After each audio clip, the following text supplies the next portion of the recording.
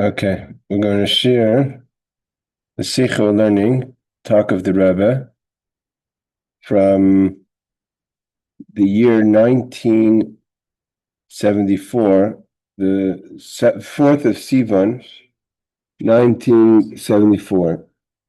Okay, so the Rebbe says like this: Haschal Parsha, the beginning of the Parsha, meaning this week's Parsha, is Vaidaber Bamidbar. God spoke to Moshe in the Midbar, in the desert.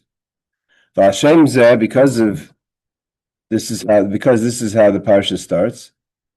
Nikra HaParsha Kula V'Sefer Kula B'Shem Bamidbar. So seemingly this is the reason why the Parsha this week is called Bamidbar, and the whole book is called Bamidbar. So traditionally the book and the first parsha have the same name. Like Bereshis is the first parsha, and it's the book of Bereshis. Shemos is the first parsha, and it's the book of Shemos, etc. So this week's parsha is named Bamidbar, and the book is called Bamidbar, the fourth book.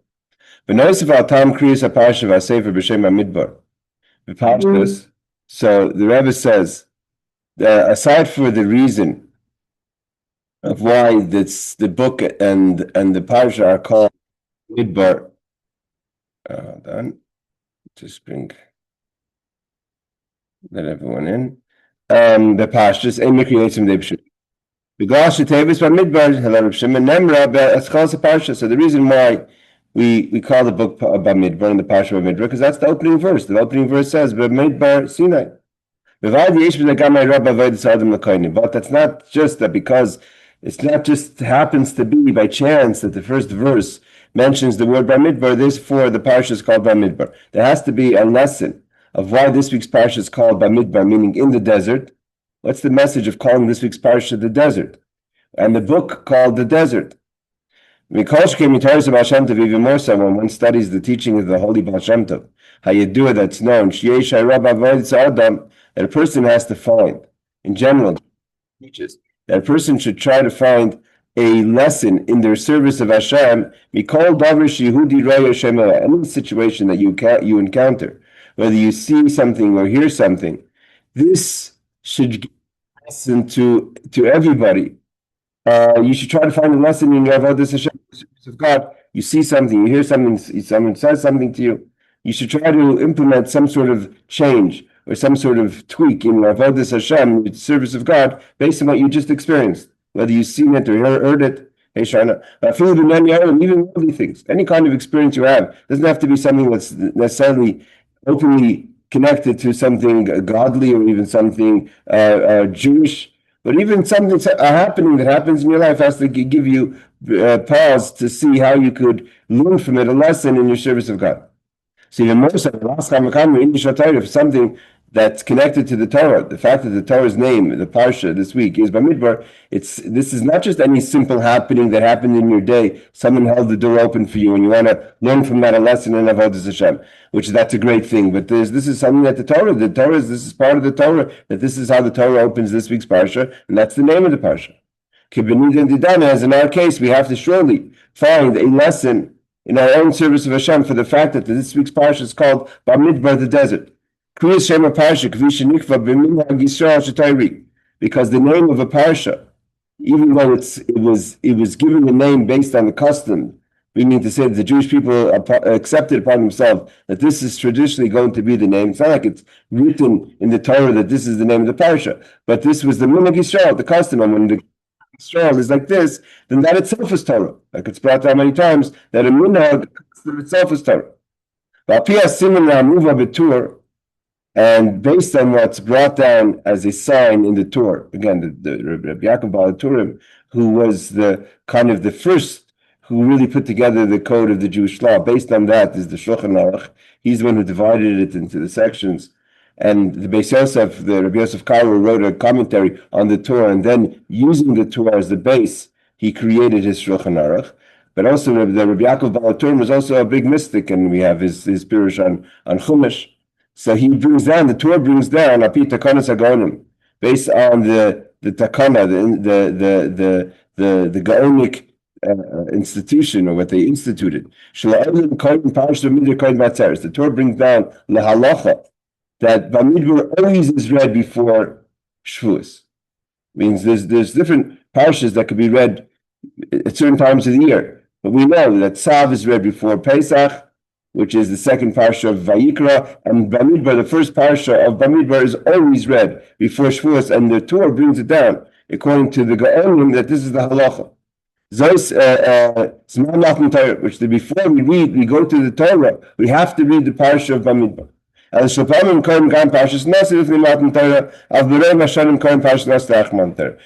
possibility that we should have also Nasai, meaning next week's parsha, can also, according to certain situations of the calendar, also be read before Shavuos Matan Torah. But like this year, Friday is Shavuos and Shabbos is parsha is the second day Shavuos. The next week is Nasai. In Israel, we read Nasai right after Shavuos. But this year, Nasai is read after Shavuos. But Bamidbar is always read before Shavuos. Is so the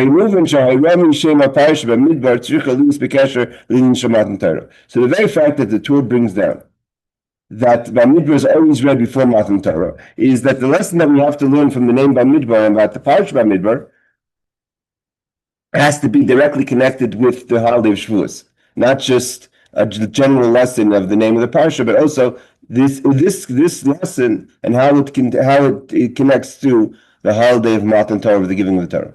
So this is the Rebbe's opening statement. Basically, how do we understand? What can we learn from this week's parsha, and the name specifically, the name of this week's parsha, and connect it to the holiday of Shavuos?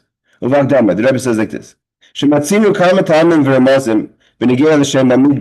we find many reasons why the name of this week's parsha is called Bamidbar, the desert. And the connection to the desert, to the Torah that was given in the Midbar. So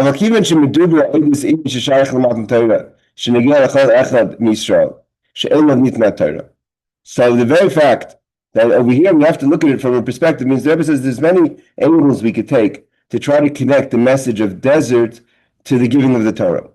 But when we're talking about from the perspective of the holiday and how it connects to every single Jew, because every single Jew has the holiday of Shavuos, not just certain people.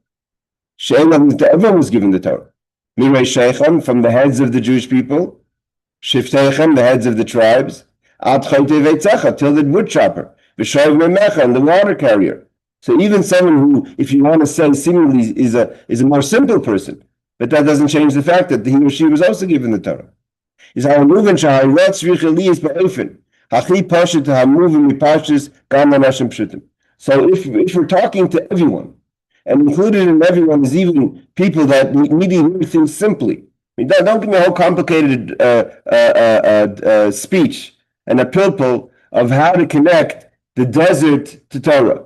You're talking to everybody. So if you're talking to everyone, you have to find a lesson that everyone could understand.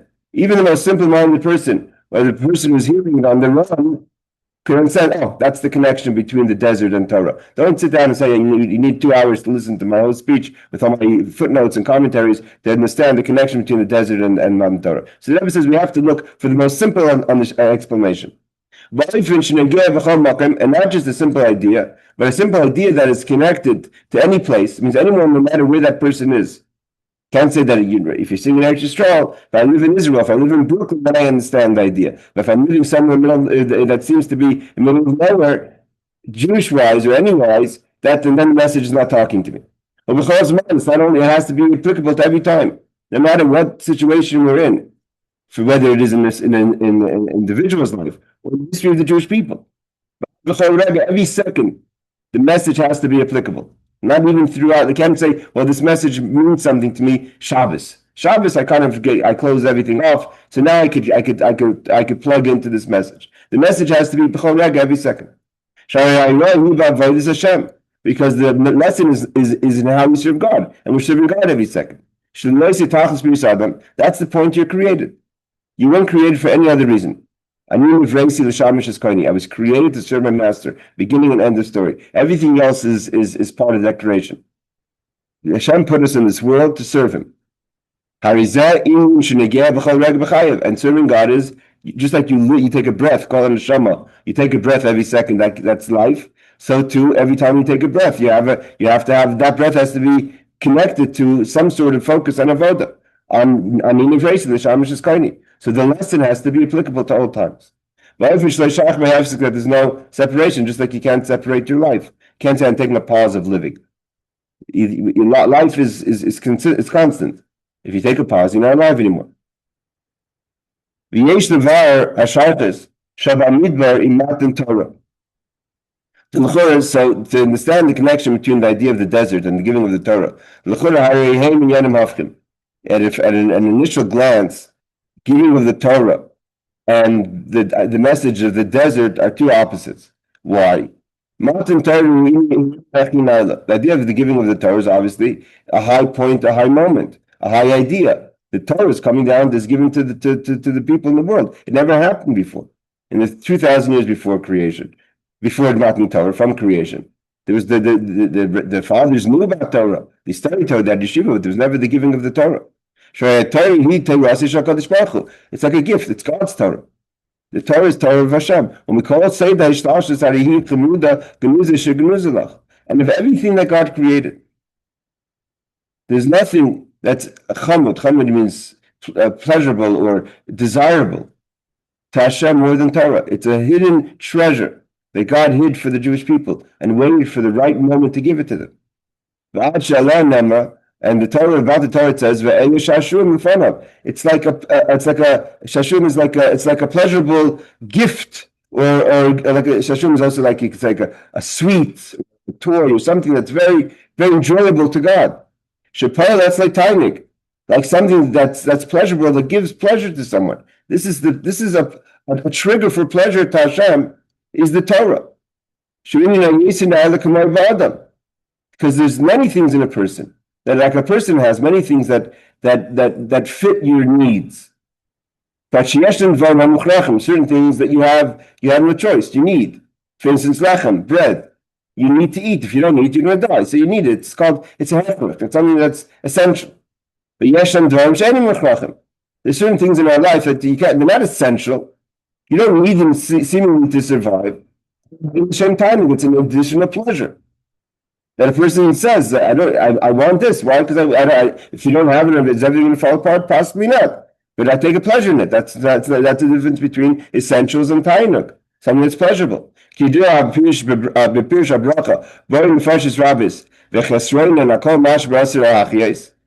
known about the bracha that you've created in the Nefashis Rabbis many souls. It's the bracha we make after we eat a shahakal.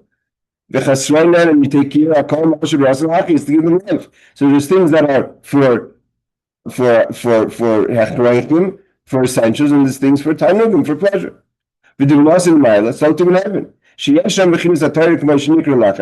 In Torah itself, Torah has different levels in Torah. There's a level of Torah it's called lechem, like it says lechu lachmu belachmi. There's a verse that says, "Go take bread from my bread." There's the level of Torah, the way Torah is essential. Just like a person needs bread, like the story of Rabbi Kiva, right? The Romans asked Rabbi Kiva, "How are you teaching Torah?" There's so many decrees at the time of Bar Kokhba, if you're teaching Torah, you're going to be put to death. And he was put to death by the Romans. He was murdered. But they asked him, "How are you doing it? You shouldn't be doing it." He says, "The Jewish people are like fish in water. You can't take the fish out of the water. The Torah is like the water to a fish. So a person needs bread to eat. There's the component of Torah that in order to survive, you need Torah. That's the level of survival of Torah. The Torah gives you gives you your essentials. Here the Rebbe says a chiddush. It's not just essential for us that we have to eat the bread, but he calls it my bread. So just like bread is an essential food for the person who eats it, it's also an essential food for God because he calls it my bread. So there's a level of Torah that's essential for God. But there's the levels of Torah that are above what's called the essential. It's survival. But there's the level of Torah that's called tainuk, the pleasure of Torah. And it's like the highest level of godliness, where again it's not essential, it's not dependent, and therefore tainuk is from the highest points of a person. So too in godliness, it's the highest point. And God says the level of Torah that's sha'ashuim, that's a pleasure to me, I'm giving to the Jewish people. He's giving the pleasure element of Torah also, not just the survival level of Torah. The people live in the world, you need Torah to live. So people, if you look at Torah, as a guide for life. That's a survival. How am I supposed to get now? What am I supposed to be doing here? So I look in the Torah. Torah gives me a survival level of Torah. God didn't just give us the Torah on the level of to survive the world or to get through the world. He gave us the pleasure part of Torah, which is the higher level of Torah, which is pleasurable to him, and he gave it to us as a pleasure.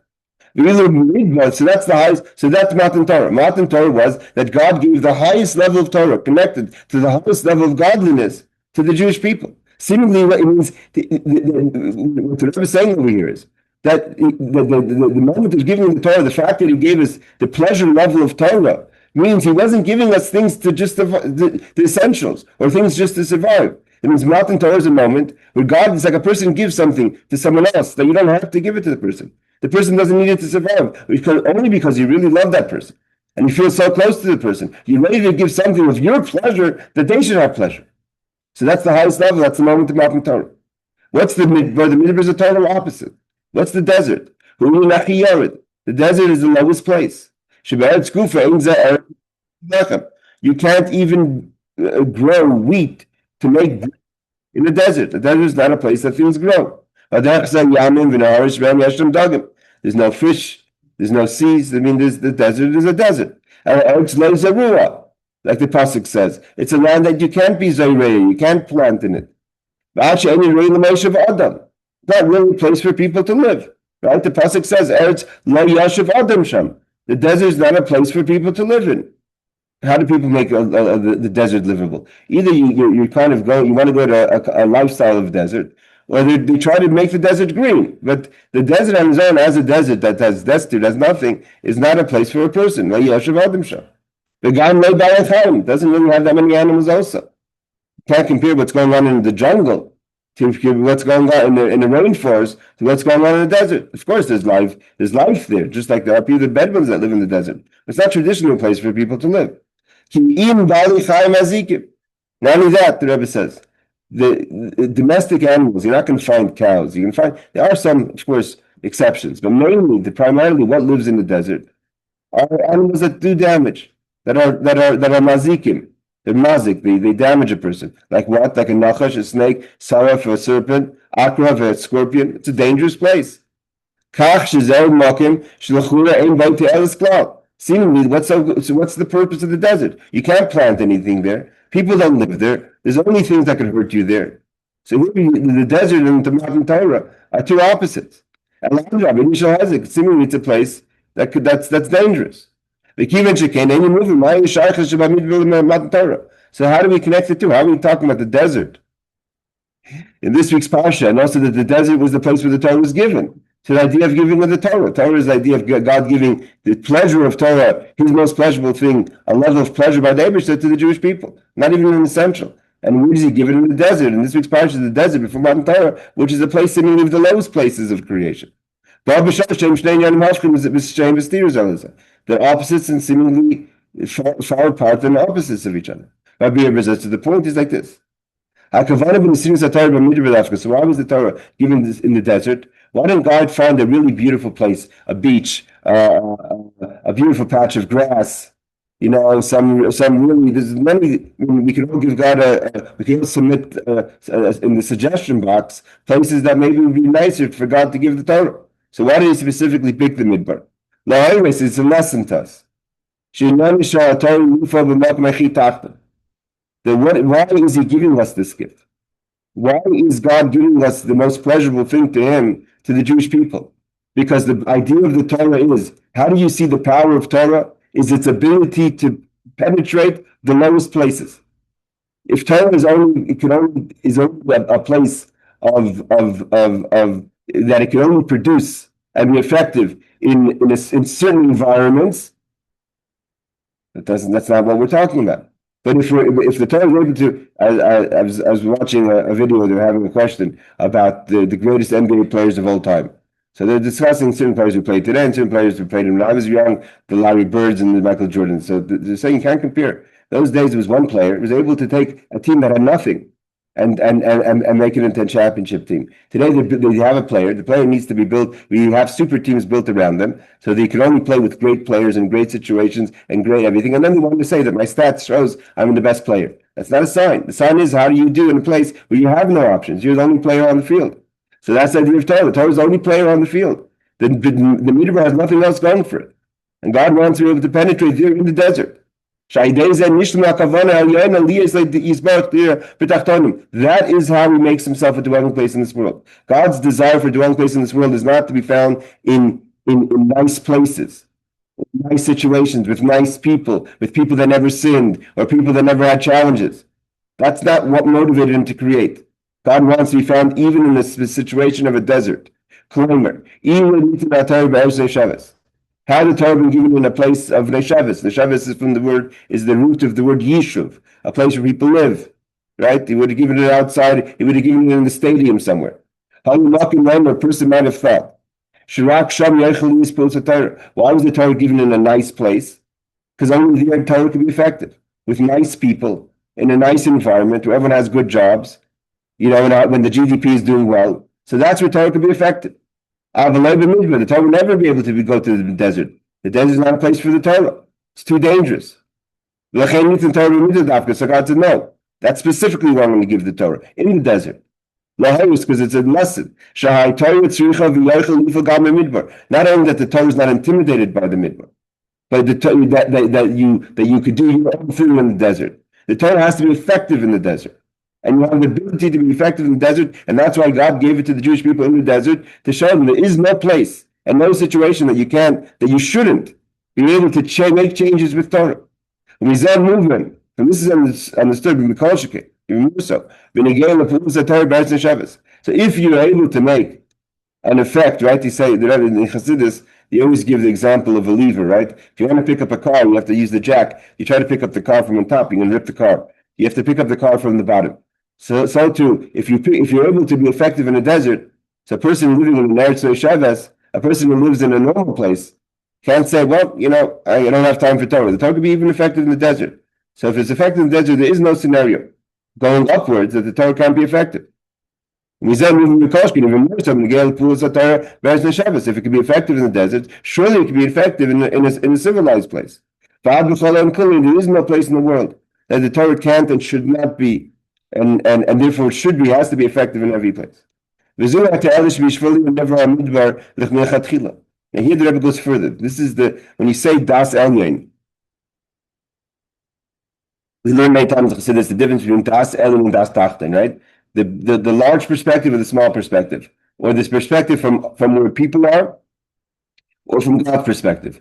So from our perspective, we say, okay, there's a desert. Can the Torah be effective in the desert? That's Tachten. Means we're intimidated by the desert. And when we look at the desert as a metzias, as something that exists, nothing that we can do, it's out of our control. The question is, if we're able to use it to take the Torah and be effective in the desert. But that's only the perspective of Das Tachten, from the lower point of perspective. But from the higher point of perspective, God says, what are you talking about? The only reason the desert was created in the first place is so the Torah should be given there. God creates the desert. So that's what the Rebbe says. That's why the Midbar was created. God created a desert that has nothing, that has no growth. People don't live there, has damage, because He wants the Torah to penetrate there. God didn't create anything for waste. The desert is not a mistake, or it's not a consequence out of His control. That God said, okay, when we create a world, that's the balance of things. There has to be a desert. Okay, go be effective within the desert. The only reason the desert exists. So you should show that you could change the desert with Torah. Even a person who may not be the smartest of all people. No one does something that in some way or another you don't benefit from it. Even if the benefit is a yashar koyach, that someone says thank you, or you feel good about yourself, or you feel your time is well spent. But you're constantly negotiating with yourself, is this worthwhile? Do I want to do this right now? Or you feel that that's something I have to do. But the word tayalis means there's something in it for me. There's something that I have to do here. But last time I'm going to get Kadosh Baruch Hu, so to God. He wouldn't create something if they didn't have a purpose. The reason the desert exists is so that a person should go out and figure out a way to turn the desert into a place of godliness.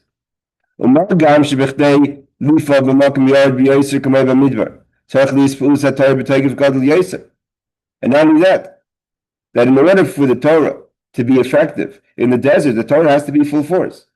For someone to get excited in the shul and on some Torah and Yom Kippur, when everyone's saying Hashem Elikim, it's not a big sign of how great the moment is. Why? Because everyone's in the moment. The fact is, when the Torah wants to be effective in the desert, you need to charge Torah at full force. You can't use Torah light. You need to use the full force of Torah. There's an example like a fire. Torah is an example of a fire. The verse says, these are the words of fire. The words of Torah, the words of fire.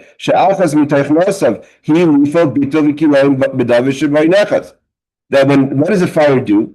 The character of a fire is to burn and consume, and so to say, destroy whatever it's trying to burn.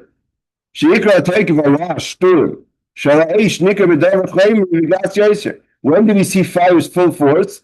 When it's trying to burn something that's putting up a fight.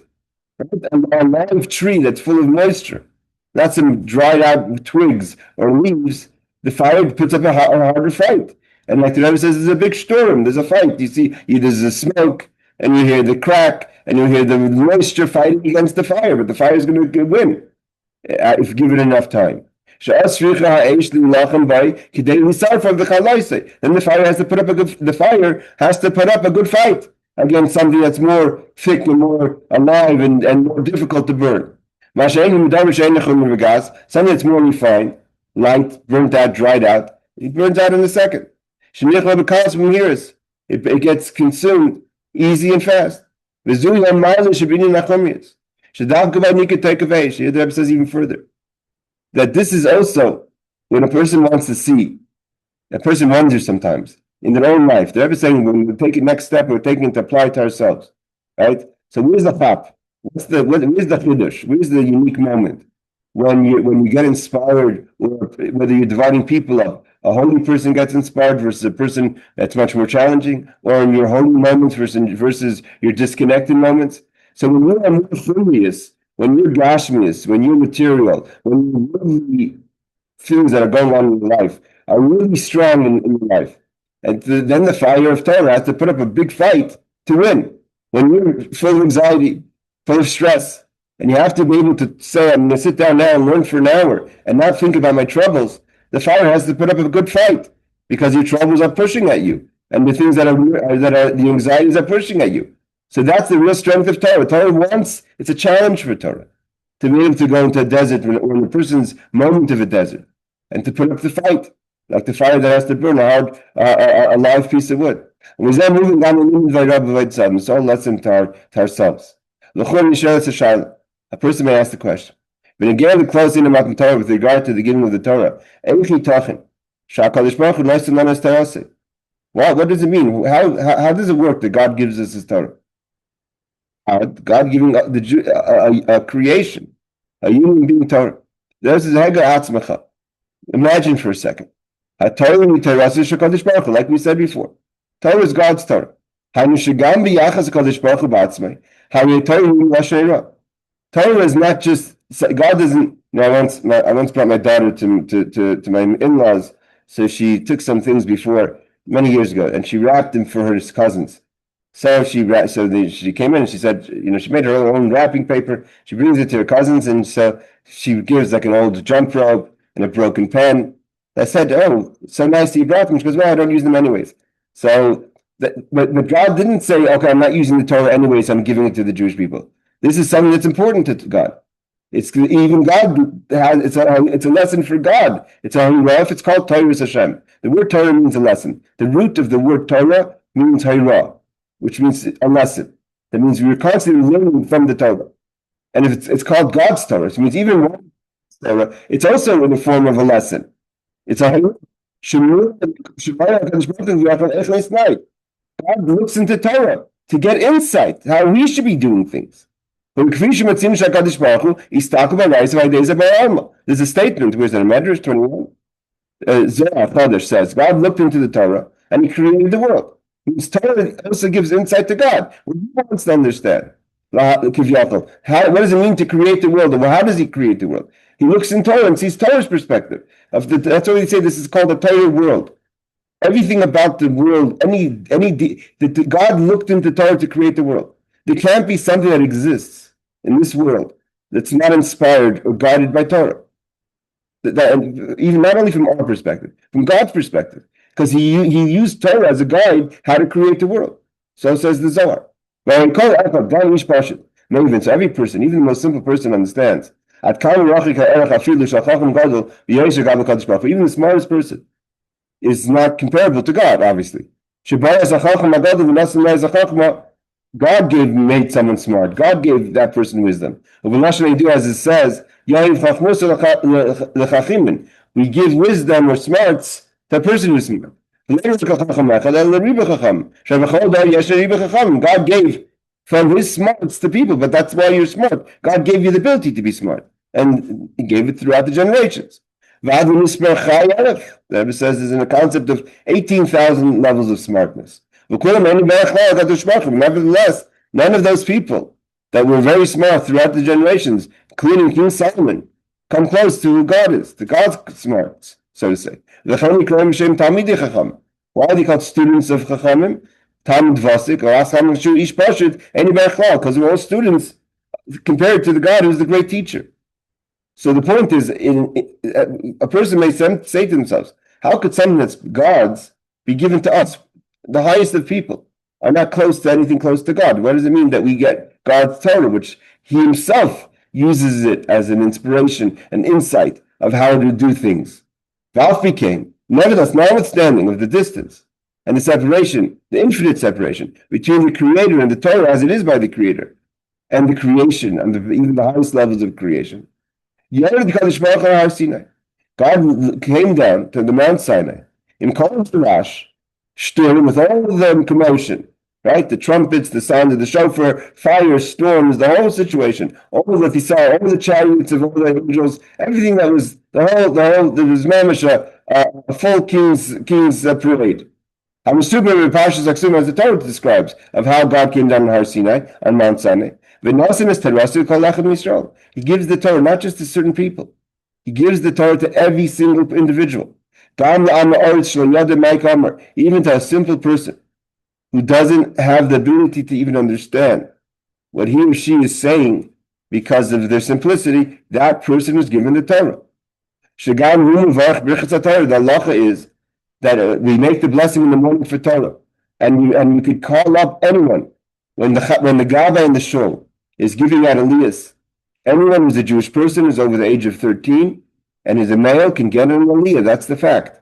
Notwithstanding, if we don't give a person a quiz to see if they understand Torah, because you can make a bracha on Torah even if you're just reading the words of Torah. Whether you make the bracha in the morning, like you do in the morning, or you call up to the Torah, it's not a bracha levatara. It's not a wasteful blessing. Well, the person says, well, it's not a blessing for me because I don't understand Torah. You could read the words of Torah. Torah is given to you. And in the blessing, we don't lie. We say, God gave us, me, this Torah. He didn't lend it to us, he gave it to us. So he didn't borrow it from him. We're not renting it from God. God gave it as a complete gift. The Rebbe says for a second, just pause. How could it be that God gave his Torah to any person? Any person. So the answer is, we find something even bigger than that, something more impressive. What? So there comes the answer. The answer is, look where he gave the Torah. He didn't give the Torah in his palace. He didn't give the Torah in a stadium, coated in gold. He gave it in the desert, on a mountain that had no life. In the lowest place, as we explained before. Therefore, there's no more questions. What does it mean that God gave it? How is it that he gave us the Torah? I'm definitely not worse than the desert, because the desert is only a place of damage and there's no production there. Everyone can do something. So if the Torah was given and meant to be effective in the midbar, surely there's something that I could connect to in the Torah. Surely, if the Torah can make an effect in the desert, it must have something that connects to me. Even if you look at yourself and say, there's no way that I could be a shomer Torah, I could be a person, a guide or a guard for Torah, that I'm a person that the Torah is meant for. It's not possible. God never had me in mind. It's not. You mean you could have the most horrible self view of yourself, but that doesn't change the fact that if the Torah can be effective, we're not here to argue if you're right or wrong about your views of yourself. That's another conversation. But even if you want to say that you're on the lowest level, we're not having that discussion now if that's true or not. It's usually not true 99.9% of the time. Nevertheless, the Torah is still given to you. This is what it says when the Torah was given. That the Jewish people camped around the mountain. Rashi tells us immediately, what does it mean the Jewish people camped around the mountain? Like one person with one heart. Because it all comes down to the same idea. When it comes to study of Torah, there's different levels of how different people are able to study Torah. Some people have more time and less time, according to Torah. Some people have the ability to understand Torah better. Not everyone is expected to be as smart as the next person. Moshe Rabbeinu, right? Moshe, the smartest person to receive the Torah. He was able to understand Torah on the highest level. People told him, Yeshua, he gave it to Yeshua, and Yeshua gave it to the Zikanim and to the elders. We say to our Mishnah, Moshe Torah directly from God. Nichnas Aaron, and Aaron, his brother, Shanalai, he taught him. Moshe, Nichnas, one of them, the sons of Aaron came in. Nichnas Zikanim, and the elders came in. Nichnas Ukolam, and the rest of the people came in. So Moshe taught, obviously, why did Moshe teach the Torah to Aaron first, before he even taught it to Aaron's sons? Because the way Moshe taught the Torah the first time to Aaron was a different level. It was a level that Moshe and Aaron only understood. And the sons were not able to understand the Torah on that level. So therefore the sons weren't invited for that shiur. And then Moshe taught it again to the sons of Aaron. They understood it on a much higher level than the Zikanim and the elders. Then Moshe explained it to the elders on their level. To the max they were able to understand it. And then the rest of the people came in. So we see there's clearly a difference of levels of people's understanding of Torah. That's okay. The Rebbe mentions a side note. The Rebbe says, asks a simple question, like we call a klutz kasha. In the tradition of Torah that's brought down how Moshe taught Torah, it says Moshe learned it from God. He taught it first to Aaron, and then he included Aaron's sons, then he included the elders, and then he included the Jewish people. Why doesn't it mention when Moshe taught Joshua the Torah? Joshua was his super student and the one who succeeded him. Yeshua was not considered from the elders. It says, Hunar. The Torah calls him a young boy. So Nar was not a Zakin. If you want to say Nar means an age, and Zakin is an age, or if you want to say Zakin is an elder, is not an elder in age, but it's an elder in idea, in understanding. But then Joshua wouldn't be called a Nar then, a young kid. So he wasn't so young either. So Nar means he was young. He wasn't as a Canaan, so he wasn't included in the third level, means he came in on the fourth level with the rest of the Jewish people. Until Moshe passes away, or getting closer to passing away, Joshua wasn't yet needed to be in his own special place. He was amongst the people. Only at the end of Bamidbar, the end of the 40 years, and Moshe asks God, I need to choose a successor. So then it says, a person that he could choose, that could understand every single person's moods and differences. And then he gives it to Yeshua. So even though we say in the Mishnah, he gave it to Joshua, he gave it to Joshua later, separately. Meaning to say when he passed it over that he's now in charge of Torah, he's in charge, he's the head of the Jewish people. But initially, in the first 40 years, he sat with everyone else on the benches and listened to the shiur with the rest of the people in the fourth lesson. So there's a sense of so many different levels. So what does it mean that we all stood together by the mountain? One person, one heart. Each person understood the Torah differently. How could he say we were one person in one heart when we received the Torah, which each person understands differently? If you want to say after the giving of the Torah, we were able to unite as one person in one heart. So a person would say, okay, I understand, because Torah, after the study of Torah, it affected humility by the scholars that they shouldn't feel so great over the simple people, because it was Torah's effect on the people. Okay. This is before they even received the Torah. They can't say Torah affected humility.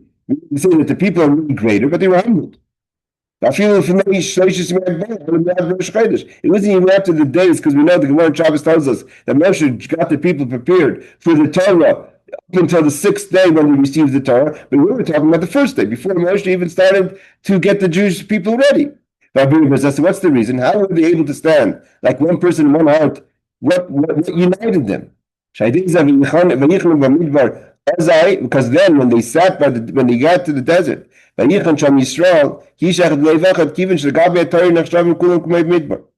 the point is when he came to the desert Sinai, and as far as the Torah is concerned, it wasn't like there was a bittul that the person understood, wow, Torah has made me, I was able to work on myself, to humble myself. The Torah is saying the Torah sees everyone as a desert. Because from Torah's perspective, no one really receives Torah, no one's on the level to say they receive Torah.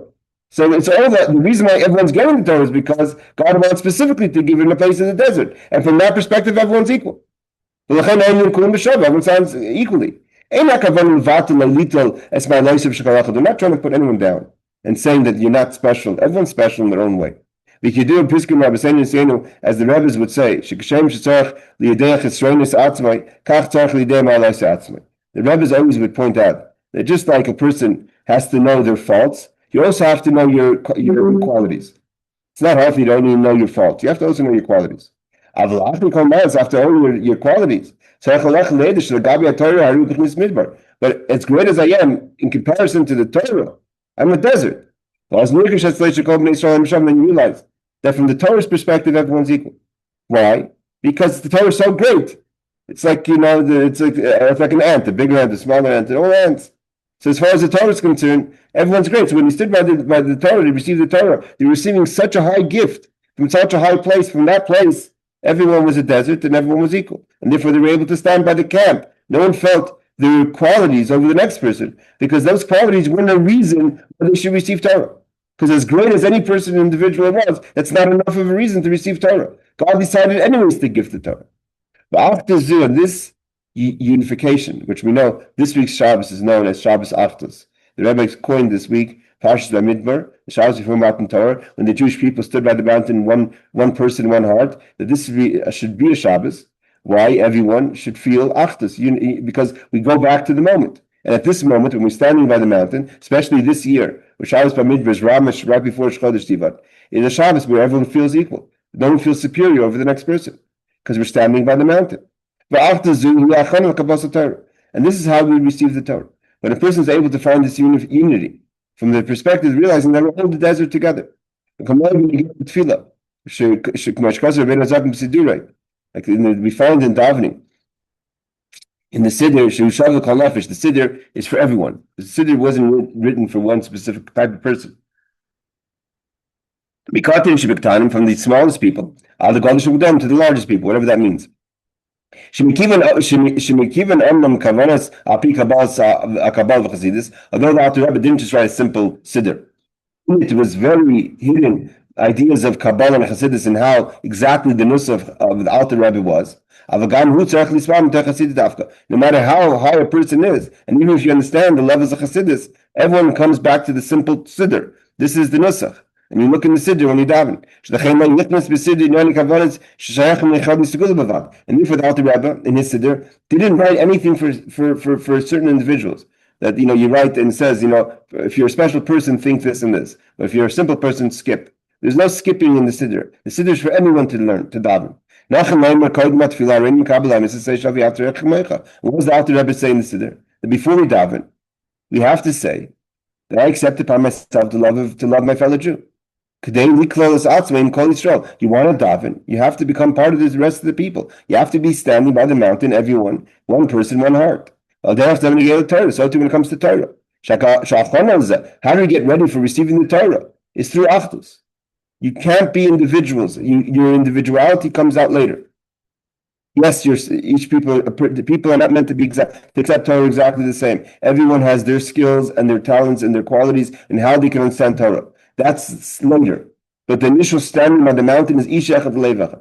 Everyone stands united, one person, one heart. There's no reason why you receive the Torah more than the next person. You have no schus, no merit. You have no ownership of the Torah more than the next person. This has to be remembered. This is very applicable to today's days. It's applicable to things that are going on now, even in Eretz Yisrael now as we speak. That has to be a clear message. Notwithstanding of the discussions that are real discussions and proper discussions, no one's making light of them. But nevertheless, we have to understand the Torah belongs to everyone. It's not that we compromise the laws of Torah, but no one has an ownership of Torah more than the next person. When a person receives the Torah with this mindset, it's clear. Then you're going to be successful in receiving Torah.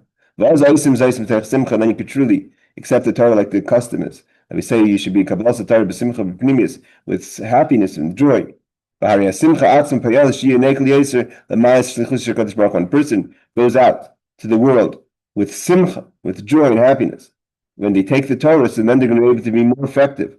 It's easier to imagine you're walking out of Matan Torah to go be effective with heavy steps. Oh, it's so hard for me to be a Jew. Oh, it's so hard for me to do Torah. Then you're not going to meet it difficult to be effective. When you run out, you sprint out of Matan Torah with simcha, with joy. Commercial ish hatzava, like a soldier. Sha'olech b'simcha goes out on a march. Then you'll be successful. As our rabbis would always wish each other, and we're wishing each other right now, that we should have Kabbalas Torah, we should accept the Torah b'simcha, with joy, with premise, and internalize it, and not to be something that's external in our life, chas v'shalom. Right, everyone? Thank you for joining. Baruch Hashem, we're able to finish this talk, and have a wonderful Shabbos. Thank you, Rabbi. Good Shabbos, everybody.